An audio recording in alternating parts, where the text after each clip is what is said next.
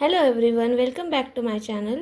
आजचा जो व्हिडिओ आहे, आज संडे आहे, तर संडे स्पेशल काहीतरी होणार आहे, तर त्याच्यासाठीच ही तयारी चालू आहे.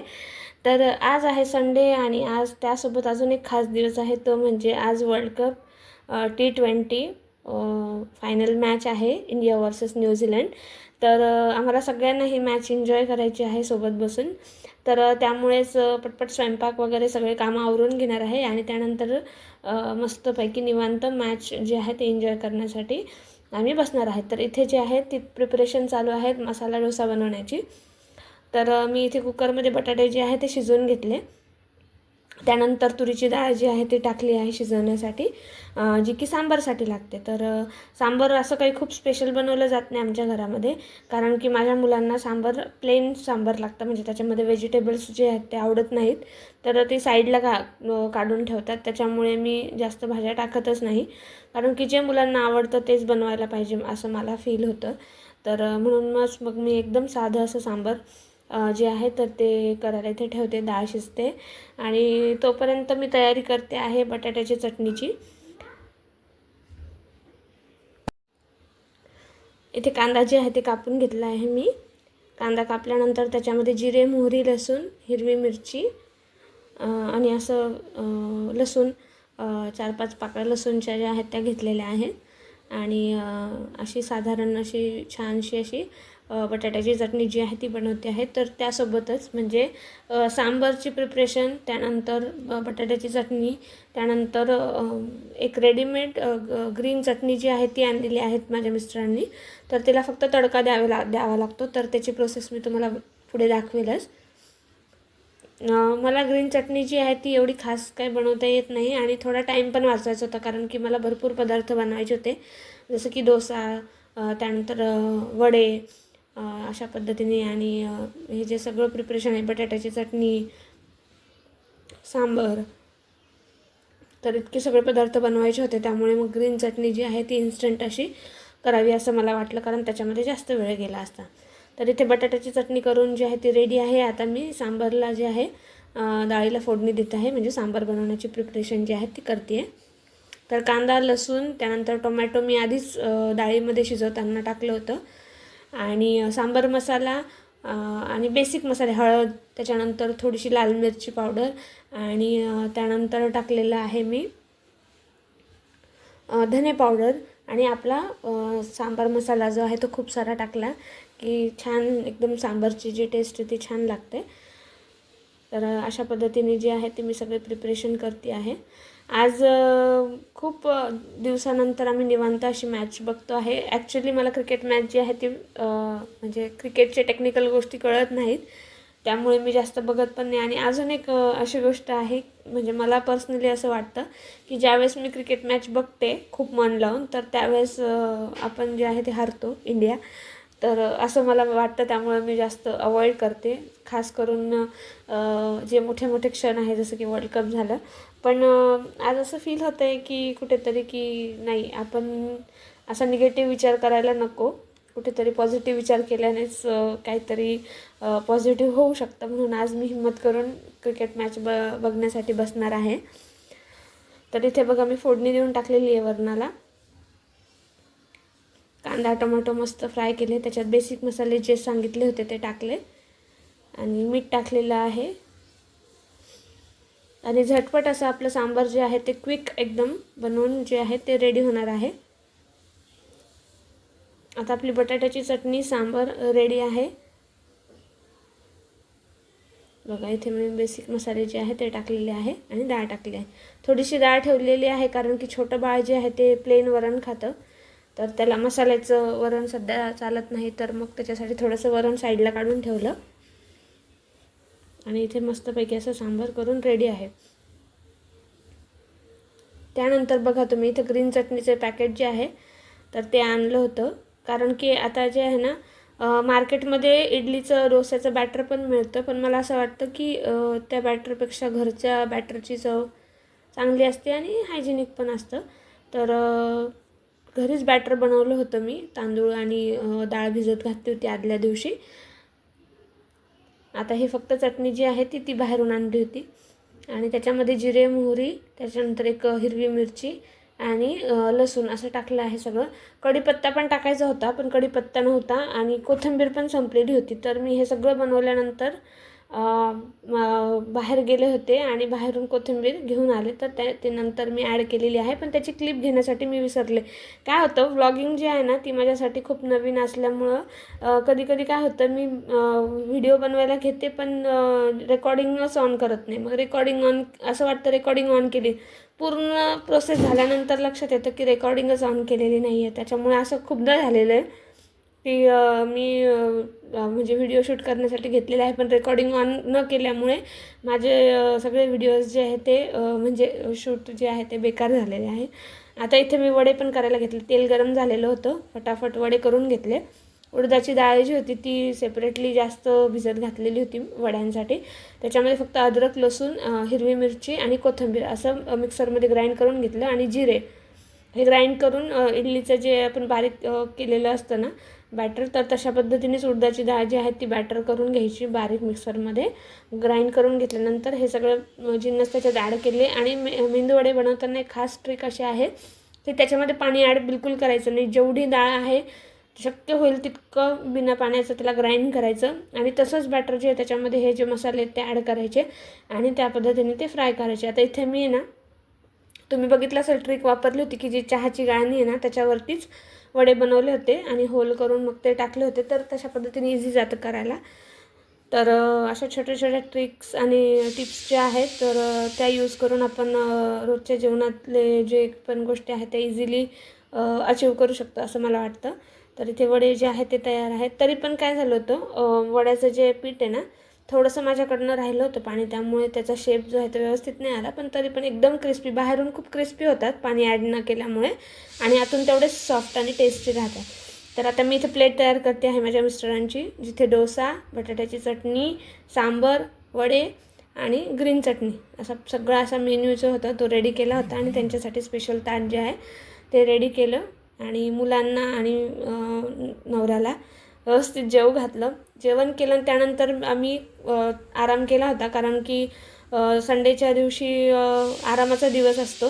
तर जास्त काही कुठले एक्स्ट्रा कामं मी करत नाही. आता इथे 5:15 वाजले होते संध्याकाळचे, आराम करून झाला. तर थोडीशी झोप घेतली होती, मुले पण झोपली होती आणि मी झोपले होते. त्यानंतर पटपट घर आवरायला घेतलं कारण 7 वाजता मॅच सुरू होणार होती. तर इथे जे आहे हॉलमध्ये पसारा झालेला होता तर तो पसारा पटकन आवरून घेतला. आज मावशी येणार नव्हत्या त्यामुळे खूप भांड्यांचा राहाडा पडलेला होता. तर आम्ही फक्त जेवण करून डायरेक्ट झोपायला घेतलं कारण की थोडंसं थकल्यासारखं फील होत होतं. तर इथे जे आहे मी पहिले हॉल जो आहे तो व्यवस्थित क्लीन करून घेतला, झाडून वगैरे घेतलं आणि झाडल्यानंतर इथे बघा किचनचं जे आहे ते पण व्यवस्थित मला सगळं आवरून घ्यायचं होतं जेणेकरून मी निवांत मॅच बघण्यासाठी रेडी होईल. तर अशा पद्धतीनेच मी तयार करत होते सगळं. आता इथे जे आहे ना ऑपोजिट साईडला मी कॅमेरा ठेवला होता पण इतकं ऊन येतं आहे ना गॅलरीतून तर मे बी व्हिडिओची क्वालिटी एवढी खास येणार नाही. पण तो अँगलच तसा आहे म्हणजे तिथे ठेवावाच लागतो. तिथे ठेवलं तरच किचनचा जो ओवरऑल लुक आहे तो दिसतो.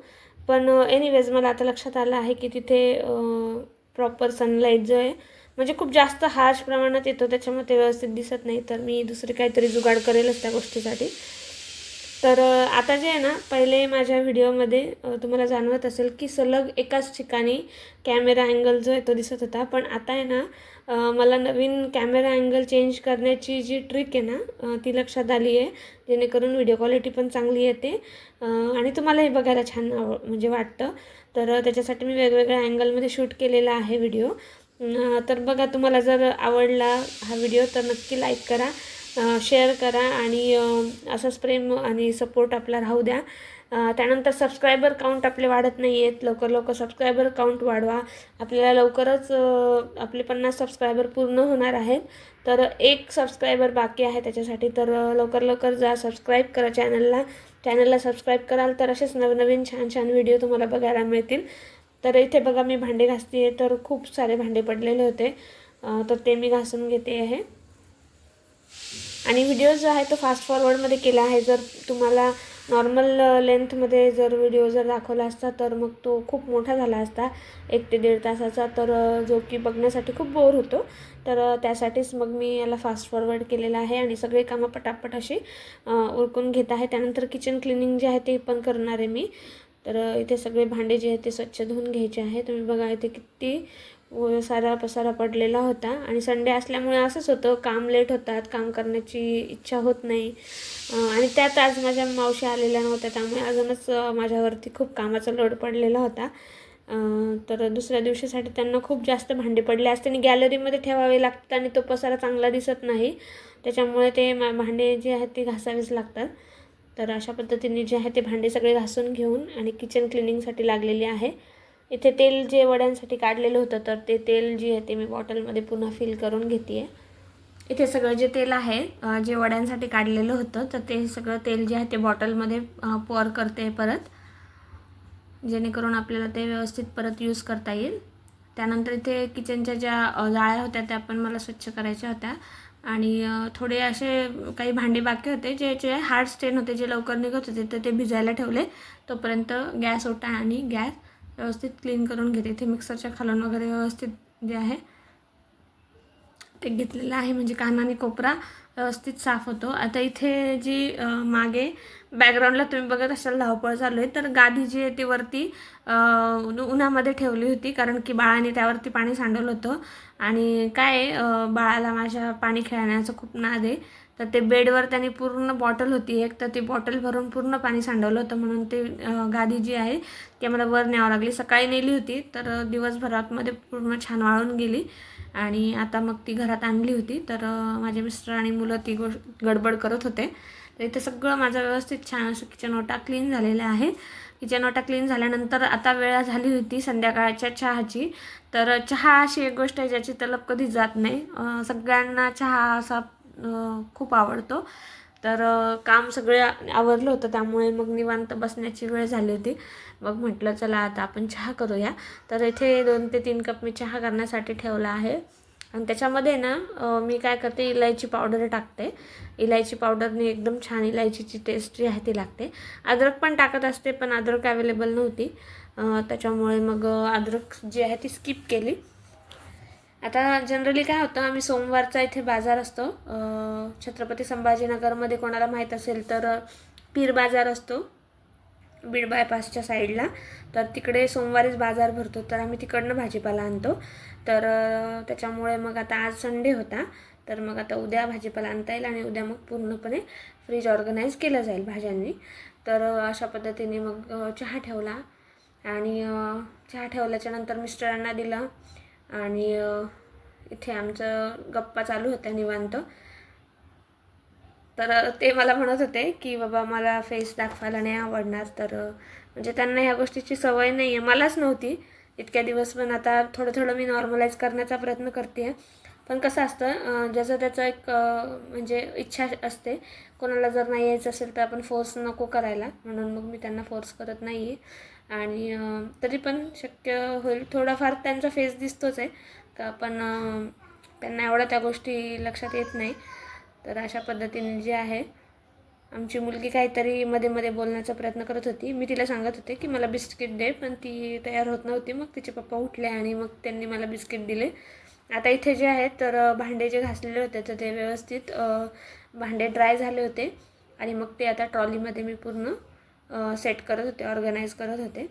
तर घासलेले भांडे तसेच ठेवून दिले ना तर ते व्यवस्थित ऑर्गनाईज दिसत नाही. तर ते पटकन ट्रॉलीमध्ये जर व्यवस्थित सेट करून ठेवले ना तर बाहेरही पसारा दिसत नाही आणि ट्रॉली पण व्यवस्थित सेट केली जाते. त्याच्यामुळं मग मी तेही काम जे आहे, थोडासा वेळ होता अजून, तर तेही एक काम करून टाकलं, म्हणजे मग दिवसभरामध्ये कुठल्याही प्रकारचं काम करायचं टेन्शनच येत नाही.